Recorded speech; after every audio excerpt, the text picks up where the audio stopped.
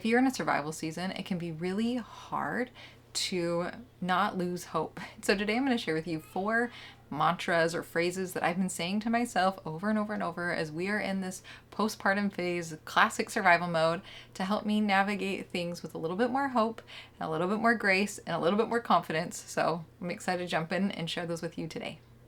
Hi, I'm Jessica Jackson, and this is the new way to thrive in motherhood by leaning into who you are, what you love, your unique family situation, and personal mission to create a life that you actually want to live.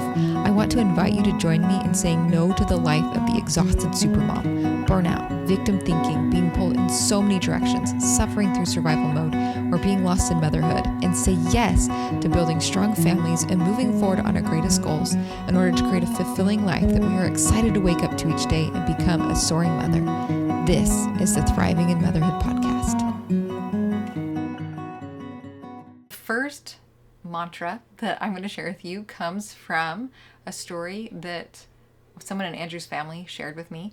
And the idea behind it, or the kind of the basic general version of the story, without personal details, is that there were these missionaries that were assigned to go to a new area that had never had missionaries there before. There was nobody there to meet them or greet them or help them. There was no instructions about what to do. And so when the missionaries were given this assignment, these two young men were given the assignment to go open this new area, to go this new area and create, a structure there. They're like, okay, well, what do we do when we get there? And the one that was giving them the assignment said, we just get off the bus. And that was it. That was all they had to go on. And when they got there, they were able to, God answered prayers and they found the right people and got connected in the right ways and found a place to live and, literally, starting from the basics, and it all worked out for them. Now, when I read the story, I was really inspired, because I realized is when we talk about, those 3 pillars of thriving, vision is really important. And I realized, okay, I had vision for what those first 2 or 3 weeks postpartum looked like when I was in bed. I had not thought yet of what it looked like after that. And normally I'm a great visionary. I can have tons of ideas, but nothing was really coming to me as far as what happens now. Like, what does life look like now with the baby and 4 older kids and all these things that we're juggling? And a lot of things are in place, but I don't know, I was floundering a little bit. And when I heard that story, I realized, oh, that's my vision in this survival season, in this new season. It's just get off the bus, which to me just means, well, wake up, get out of bed, and do what needs to be done that day, whatever comes up. Because the reality is, I think the hard thing about having a vision in survival mode is small pockets of time at this point are almost non-existent. Okay, they're taken by nursing and comforting a baby and helping a 5-year-old who's tired and having a meltdown. I'm caregiving in my small pockets of time and in my large pockets of time. And if I have a large enough pocket of time, I'm just going to sleep. So, and so for me, just having that reality of, okay, I don't know exactly what today's going to look like. I don't know what's going to happen today. I'm just going to get off the bus and start with faith. And that was the key to that whole story. With faith, trusting God is going to help me figure this out for today. And I think the other reason why a vision is hard right now is it's overwhelming to have any more ideas than that in my head. I don't need more right now than the basics in my mind. So that is been very powerful. Okay, my second one comes from another story from someone in Andrew's family who called the day before my mom left with a cautionary tale, and basically just shared with me in broad strokes is because they had held onto their high ideals as a mom with lots of kids, that their mental health really tanked, like hit rock bottom. And she said, Jessica, just remember, your ideals are not more important than your will to live. Let things go before you stop wanting to face life. I thought, okay, that is an excellent cautionary tale. And from that, I came up with the phrase, slow down before I shut down. So for me, what that means is, as I'm going about my day, if I start to notice, hey, I am holding on to this thing and it's driving me into insanity, like, oh, the kids have to clean their room. Well, I'm spending a whole lot of energy trying to get the kids to clean their room, and it's starting to make me super grouchy, and also making it so I can't make dinner, which is only going to feed the grouchiness problem on everybody.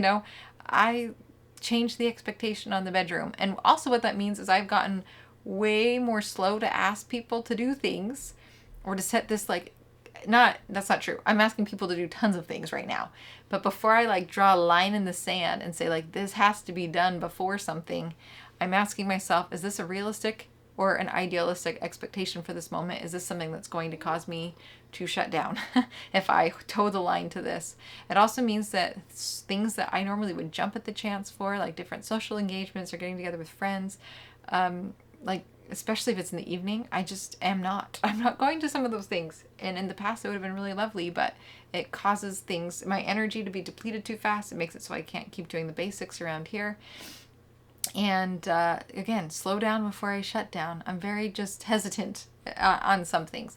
Having said that, that makes it sound like we're not living a full life. We are so living a full life, but just already within a day, we've got, basics of kitchen and stuff and homeschooling and feeding people, but we also are leaving the house almost every single day for a co-op or, something for the kids. We've been still going swimming.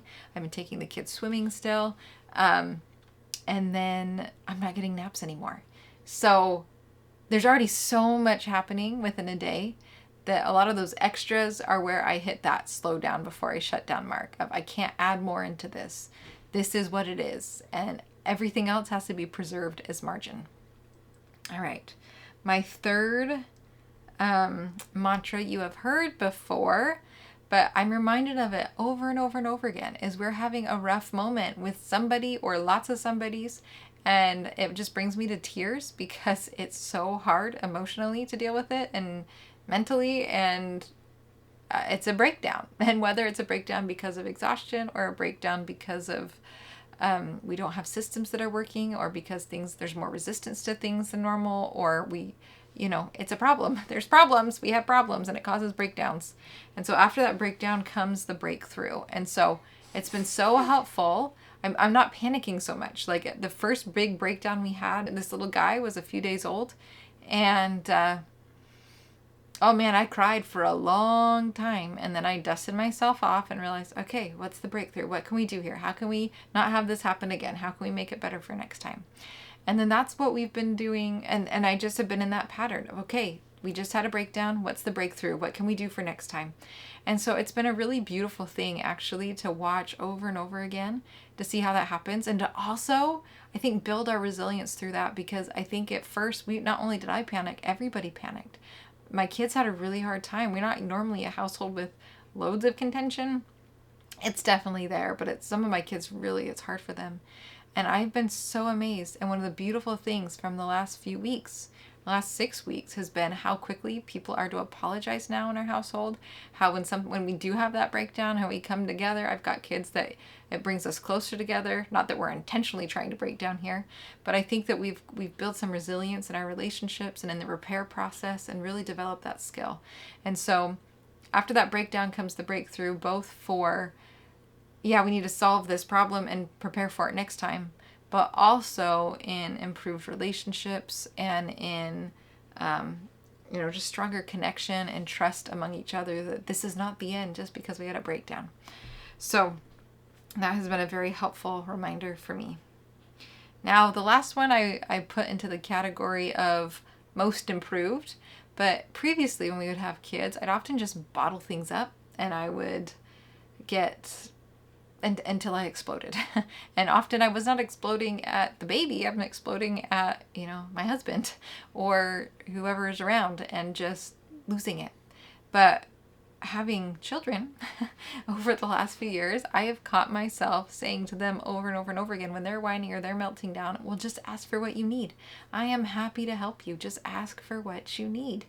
And so that phrase has been, I went from parenting others to parenting myself. And now when I realize, hey, I need this, I just ask for it. And so that has been a wonderful way to help navigate a survival season, definitely not just postpartum, but as we can become, as I have become more self-aware, about why I'm feeling the way I'm feeling, because that's what this requires. You slow down and you recognize, I'm feeling this way. Why am I feeling this way? Oh, I have not eaten. Oh, I have not slept. Oh, I'm feeling like this priority is getting taken over by a different one that I had. Oh, I had this expectation I didn't realize I hadn't verbalized, or I didn't realize I had, but there's an expectation there. Learning to just slow down and ask for what I need has been amazing, because then no explosions are happening. It reduces the amount of explosions or breakdowns, as previously referenced, and it's been really empowering. It's also amazing just to see people people, meaning my family, is happy to help. They're happy to be a part of things. And often what that means is I ask for help on the small things, and so we doesn't end up into big crazy things. We're able to just kind of nip things in the bud and everything goes along smoother. So just to recap, our 4 mantras are: get off the bus, just do what you need to do as it comes at you. Second, slow down before I shut down. Third, after the breakdown comes the breakthrough, and ask for what I need. So I hope that these 4 encourage you. If you have other ones that have helped you in a hard season, please leave them in the comments below, or tell me which one of these you are going to apply to yourself today. And I hope you have a wonderful week, and I will talk with you again next week. Where you are planted, watch the blossoms grow.